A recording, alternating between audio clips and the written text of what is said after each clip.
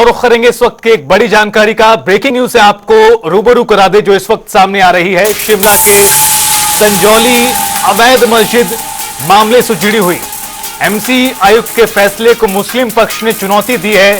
जिला अदालत में मुस्लिम पक्ष से जुड़ी 3 वेलफेयर सोसाइटी ने अदालत में अपील की है। सोसाइटी का दावा है कि मस्जिद कमेटी रजिस्टर नहीं है। कमेटी के हलफनामे को गैर कानूनी बताया है मुस्लिम पक्ष ने, और इस मामले को लेकर आज जिला अदालत में सुनवाई होगी। प्रदेश सरकार व्यवस्था परिवर्तन से आत्मनिर्भर हिमाचल प्रदेश बनाने का सपना कर रही है साकार। वादा किया, वादा निभाया। 15 माह में 5 गारंटियां पूरी। पहली कैबिनेट में ओपीएस को मंजूरी प्रदान कर पहली गारंटी को पूरा किया। 1,36,000 कर्मचारियों की आस हुई पूरी। दूसरी गारंटी को पूरा कर इंदिरा गांधी प्यारी बहना महिला सुख सम्मान निधि योजना के अंतर्गत 18 वर्ष से अधिक उम्र की पात्र महिलाओं को हर महीने दिए जा रहे 1500 रुपए। लगभग 2,37,000 अन्य महिलाओं की मासिक पेंशन भी 1150 रुपए से बढ़ाकर 1500 रुपए की। 680 करोड़ रुपए की राजीव गांधी स्टार्टअप योजना की शुरुआत कर तीसरी गारंटी के अंतर्गत ई टैक्सी खरीदने और निजी भूमि पर सोलर पैनल लगाने के लिए 50% अनुदान। राजीव गांधी स्टार्टअप योजना के तीसरे चरण में किसानों को प्राकृतिक खेती से जोड़ा जाएगा। चौथी गारंटी के रूप में प्रदेश के सभी सरकारी स्कूलों में इस शैक्षणिक सत्र से पहली कक्षा से अंग्रेजी माध्यम आरंभ किया गया है। शिक्षा में गुणात्मक सुधार के लिए हर विधानसभा क्षेत्र में हो रहा Rajiv Gandhi day boarding school का निर्माण। स्कूलों में बेहतर संसाधन जुटाने के उद्देश्य से स्कूलों के क्लस्टर बनाए हैं। डॉक्टर वाईएस परमार विद्यार्थी ऋण योजना आरंभ कर विद्यार्थियों को 1% ब्याज पर 20 लाख रुपए तक के ऋण का प्रावधान है। 5वीं गारंटी के रूप में गाय का दूध 45 रुपए और भैंस का दूध 55 रुपए प्रति लीटर की दर से खरीदा जा रहा है। दूध खरीद पर न्यूनतम समर्थन मूल्य देने वाला हिमाचल देश का पहला राज्य बना। किसानों के लिए देश में पहली बार प्राकृतिक खेती से उत्पन्न गेहूं और मक्की की खरीद को प्रोत्साहन दिया जा रहा है। गेहूं के लिए 40 रुपए और मक्की के लिए 30 रुपए प्रति किलोग्राम न्यूनतम समर्थन मूल्य निर्धारित किया गया। मंडी मध्यस्थता योजना के तहत सेब, किन्नू, माल्टा, संतरा और आम की खरीद 12 रुपए प्रति किलोग्राम और गलगल की खरीद 10 रुपए प्रति किलोग्राम की दर से करने का निर्णय लिया। सूचना एवं जनसंपर्क विभाग हिमाचल प्रदेश सरकार द्वारा जनहित में जारी। शिमला के संजौली मस्जिद में जो अवैध मंजिलें बनी हुई हैं उन्हें तोड़ने की एक तरफ प्रक्रिया जारी है, तो दूसरी तरफ इस मामले को लेकर आज जिला अदालत सुनवाई कर सकती है। और मामला दरअसल अब जिला अदालत में पहुंचा है और उसका कारण यह है कि मुस्लिम पक्ष ने इस मामले में अपील की है जिला अदालत में और कहा कि जो मस्जिद कमेटी है वो दरअसल गैर कानूनी है, इसलिए दूसरे लोगों को भी सुना जाए, इस मामले में मुस्लिम पक्ष को भी सुना जाए, ये कहा गया है इस अपील के जरिए। और इस मामले को लेकर आज जिला कोर्ट में सुनवाई हो सकती है। बेहद महत्वपूर्ण खबर आपको बता दें, हिमाचल प्रदेश की संजौली में बनी मस्जिद के ऊपर कई मंजिलें अवैध तरीके से बना दी गई। सालों साल ये मामला लंबित पड़ा रहा। उसके बाद हाल ही में निगम आयुक्त ने फैसला दिया जिसके तहत अवैध मंजिलों को गिराने की बात कही गई और उन्हें गिराने का काम भी जारी है।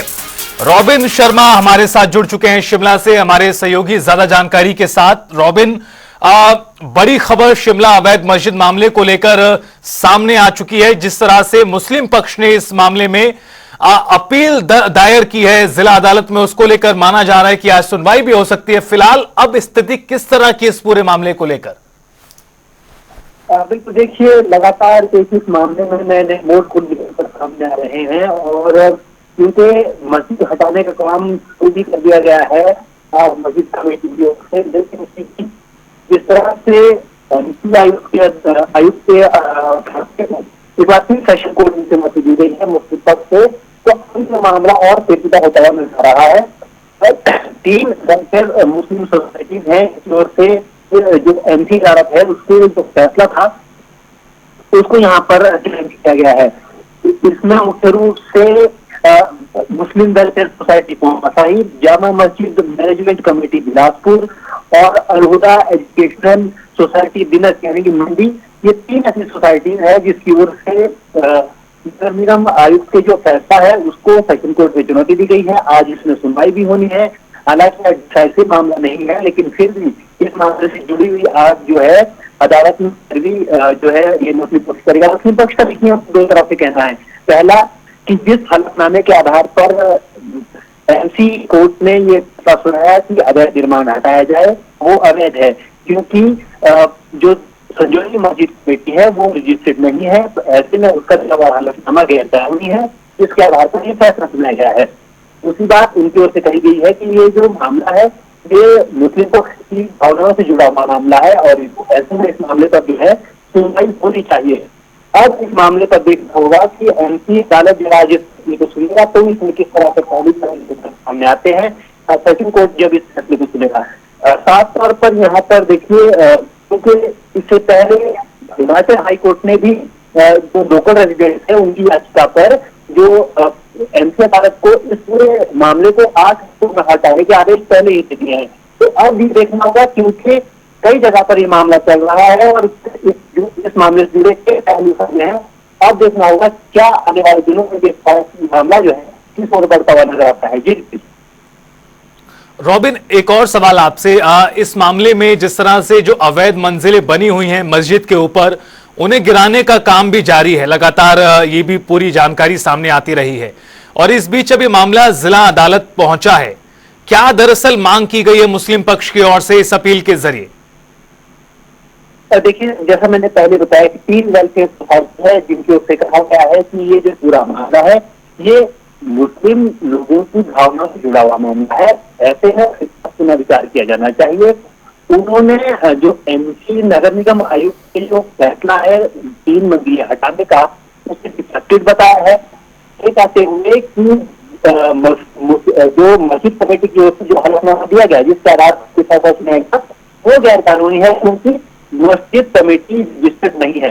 तो कहीं ना कहीं जो मुस्लिम वेलफेयर सोसाइटी है वो मुस्लिम पक्ष को लेकर अब अदालत पहुंची है कि ये मामला है मुस्लिम पक्ष से जुड़ा हुआ है, भावना से जुड़ा हुआ है। तो ऐसे में इस पर और विचार किया जाना चाहिए। हालांकि जो नगर निगम आयुक्त में ये मामला जो है पिछले 8 हफ्ते लगातार चल रहा था, वहां पर ये कहा गया कि क्योंकि मस्जिद कमेटी और फिर वक्फ बोर्ड, क्योंकि लगातार ये कहा जा रहा है कि जो ये जमीन है जिसका जो मालिकाना इस मस्जिद का है वो वक्फ बोर्ड के पास है।